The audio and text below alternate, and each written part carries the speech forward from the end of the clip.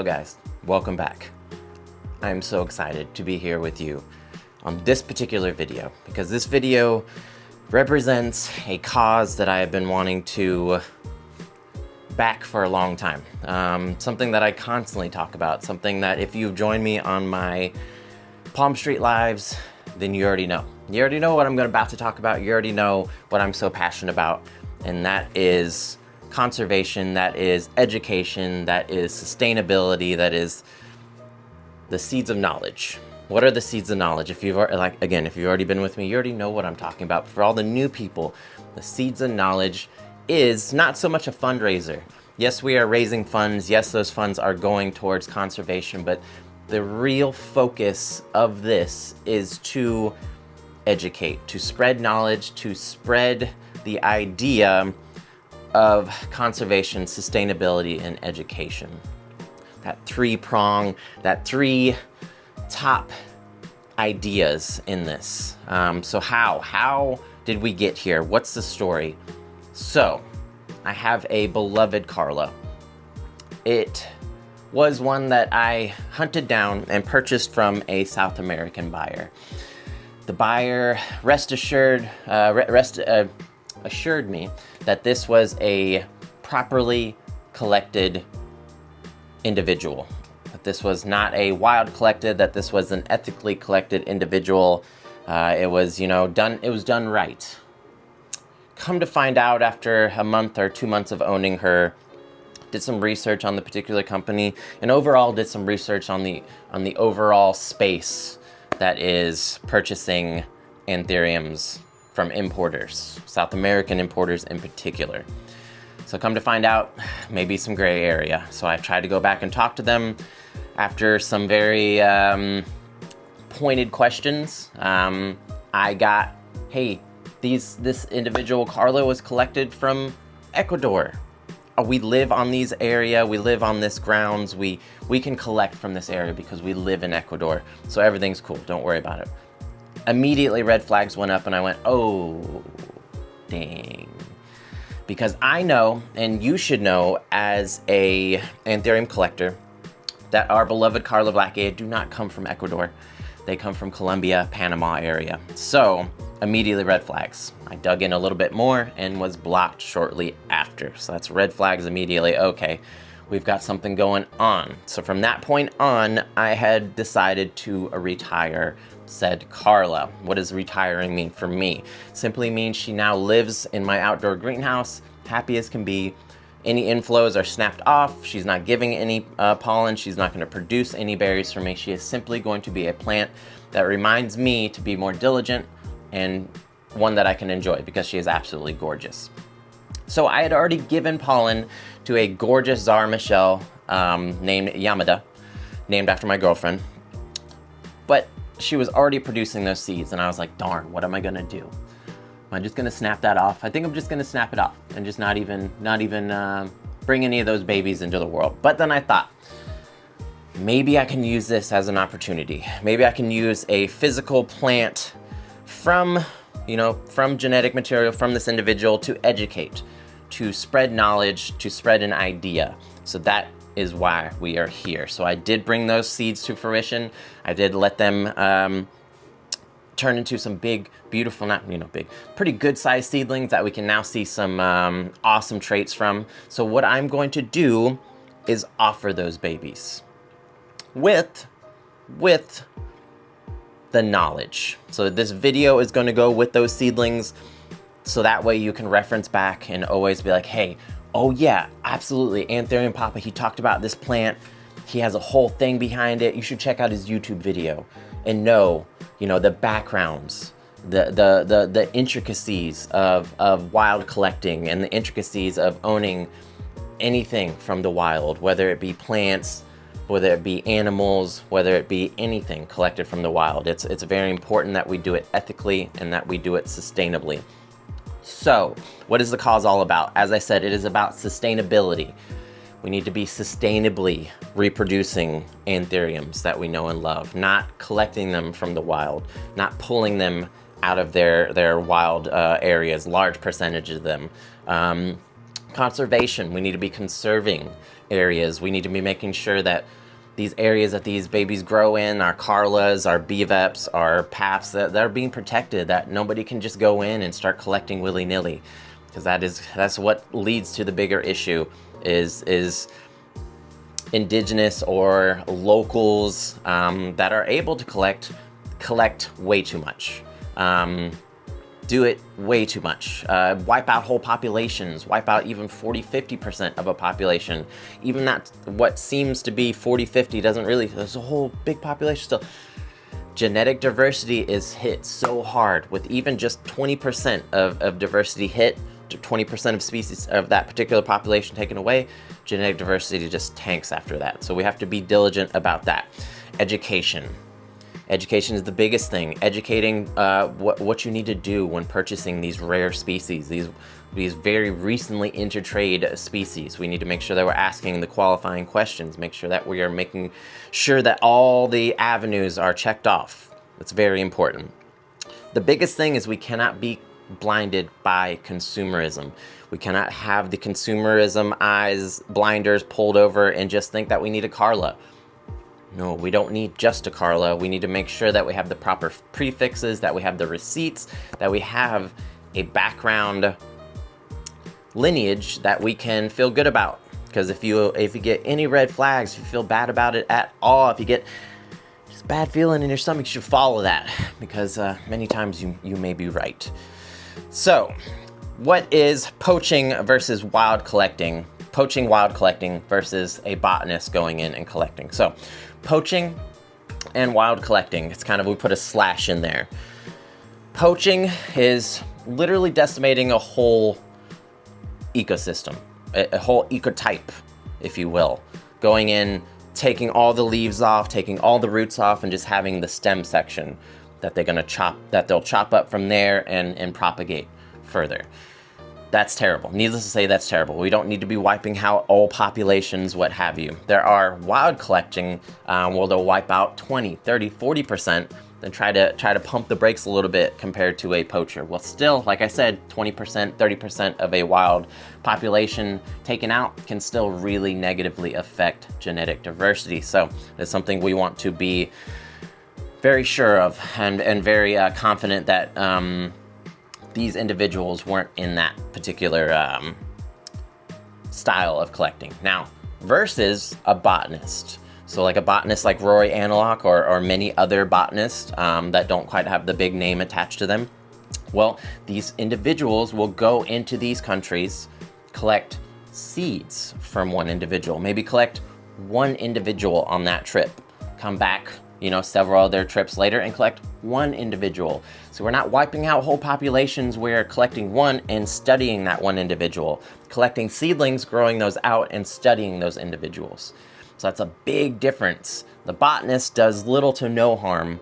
The wild collector, the poacher, does a whole heck of a lot of harm. So we need to differentiate those. We need to make sure that we know, oh man, what's the difference in these? So you're gonna run into importation. Importation is going to be a lot of the South American sellers that we really need to pay attention to. I mean, even other overseas sellers, we really need to pay attention to and make sure that we have the lineage, make sure we have the information that we need. If we're not seeing that information, then we need to walk away. Ideally, a properly done conservation effort or properly done propagation effort within a country, within South America, should be done like a botanist does. Collect individuals, grow out propagations or grow out the seedlings of those individuals and have a stock based off that propagation, not taking out whole populations. You see the differences there. I'm trying to make it very cut and dry. I know there's a lot of intricacies. There's a lot of, oh, but they're wild species. We should be able to collect them. We should be able to go. These are beautiful tropical rainforests that we need to protect. We need to be not going into them as little as possible. But so many species, pretty much everything has been poached. Everything has been. That argument, as much as it is an argument, is not a very strong argument. Again, we need to make the change. We cannot simply say, hey, but it used to, hey, but all of them. Not in Anthurium. For the most part, Anthurium have been properly collected by botanists such as Rory Analock, such as Dewey Fisk. There's amazing botanists that have done it properly in the anthurium world. Now, I know there are plenty of other examples in the cactus world, in the succulent world, in the aeroid world period, examples of poached individuals that found their way into trade. Yes, by all means, but we do not want to create that as an argument. We want to set that as something not to continue to do. Let's move forward from that. Let's move away from that argument, and let's try to be better about this. So the biggest thing, what I tell people to do is pay attention to your species. There are going to be specific species that you're going to really need to lock into, really pay attention to if you are hunting them down. Your common ones, luxurians, things of that nature, crystallinum, we don't have to worry so much about those because we have been collecting and propagating those for so many years. But there still are some that have kind of a gray background. There's some Bessiers that have a gray background. So it's still, we need to check our lineage and be sure. But the biggest ones are Dress Larry, Kunai Lensei, Carla Blackier, and any new paps. So we want to make sure that any of those have a prefix.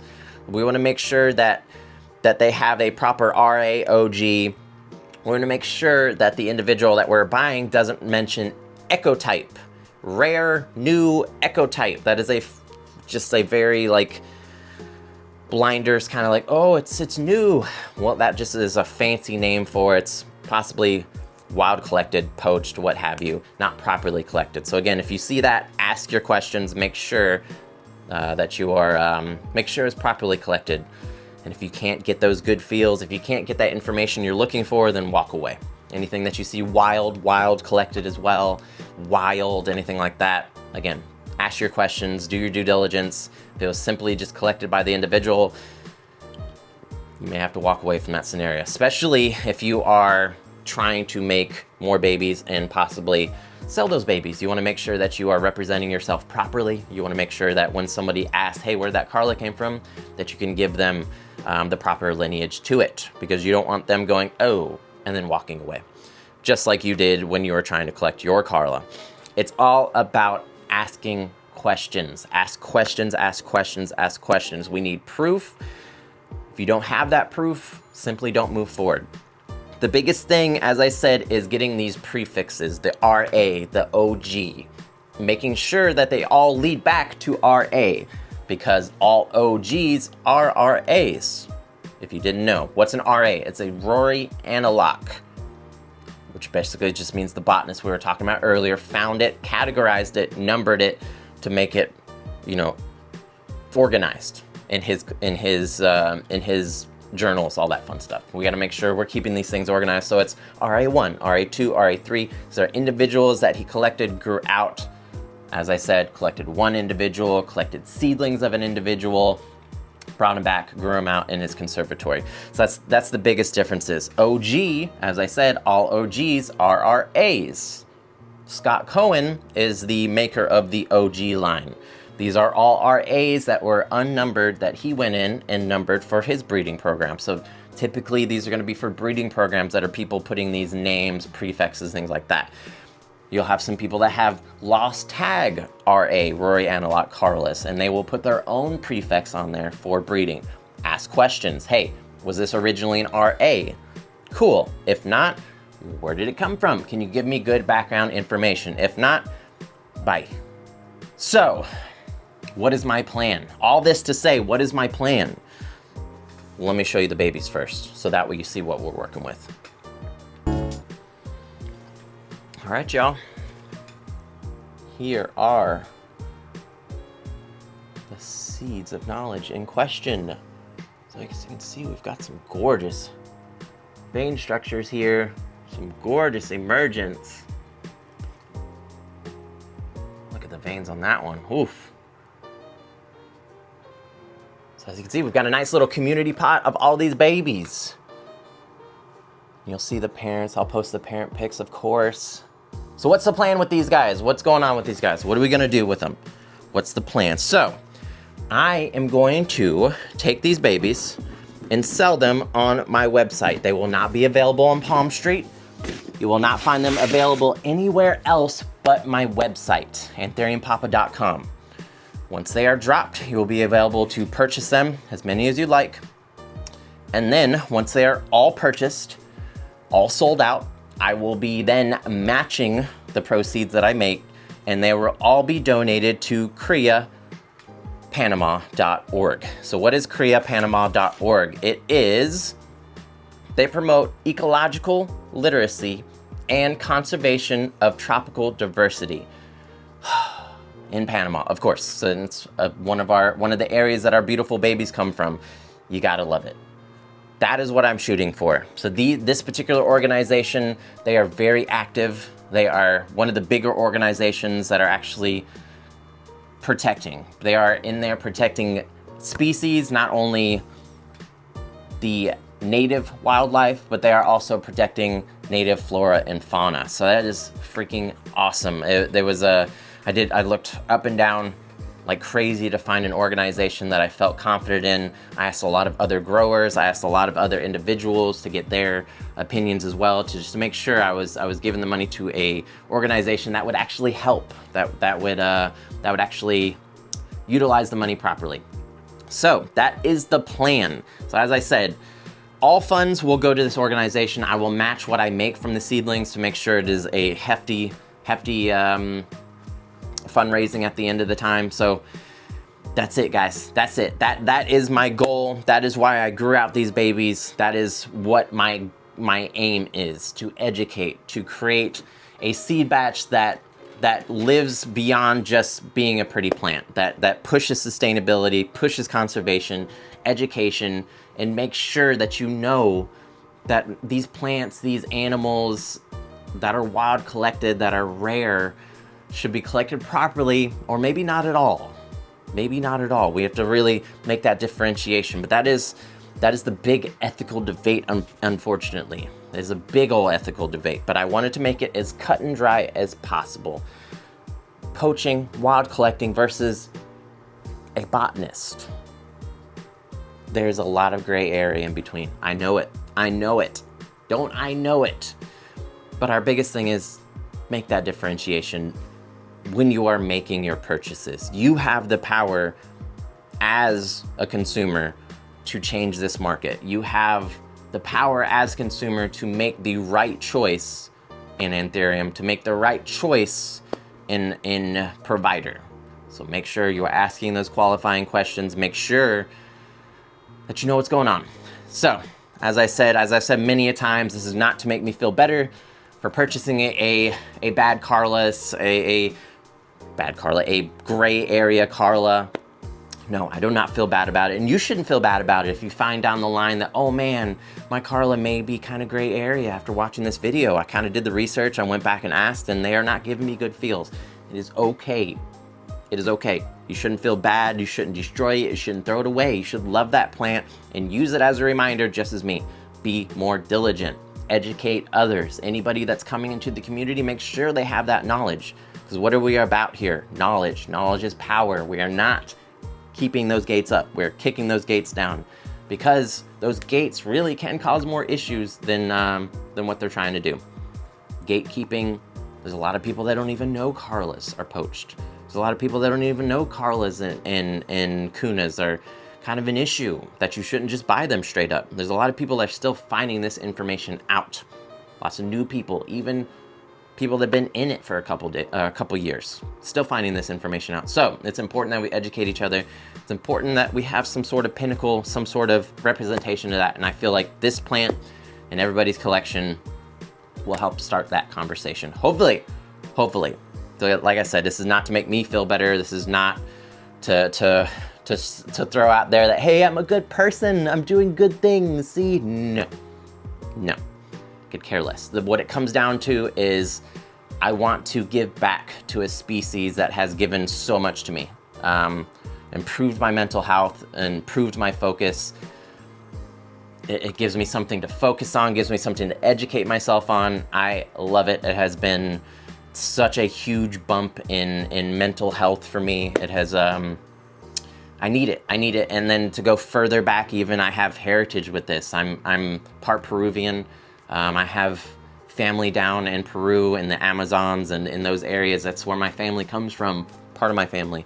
And I couldn't be more grateful for that feeling when I first saw anthuriums. And I was like, oh, yes, this is my people. This is my species. They talk to me. I feel it. They're so dramatic. They're so elegant. And it was that queen anthurium that I saw for the first time that really was like, yes, there she is. When I saw another one, another beautiful round individual crystallinum, I saw magnificums, I saw just all those beginning OG anthuriums that just really just got my heart going and made me realize, oh man, this is the species I've been looking for. This is the plant I've been looking for. So I just want to give that back. I want to give that feeling back. I want to give that appreciation back to the rainforest, and even if it can't actively say thank you, I know just this conservation effort will help.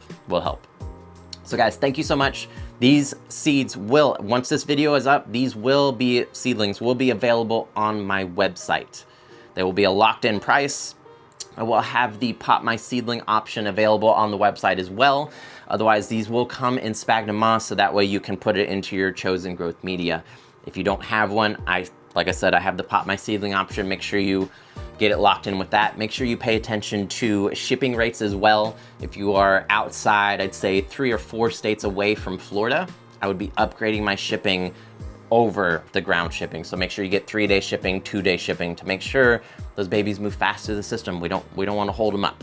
Cool? Awesome. If you guys have any questions, concerns, I'm here for you. Like I said, it's gonna go immediately. Once this video is posted, you can go get your babies. Cool. They will not be available anywhere else other than anthuriumpapa.com. I do not want Palm Street. I don't want any other individuals making money from this except the rainforest, this organization. Cool. I appreciate you guys so much being here. I appreciate you guys watching every video. I appreciate all the comments. You guys don't even know. You guys have made this so much fun. I'm eager to make every video, every following video. I find my momentum picking up. I find my eagerness to make another video. I already have 3 videos just waiting to come out. So you guys ready? Momentum's gonna start kicking up. Love you guys so much. Ask any questions you may have. Join me on Palm Street. Check out my website. Check out my Instagram. Everywhere we are Anthurium Papa. Cool. But most importantly, keep growing forward. Bye guys.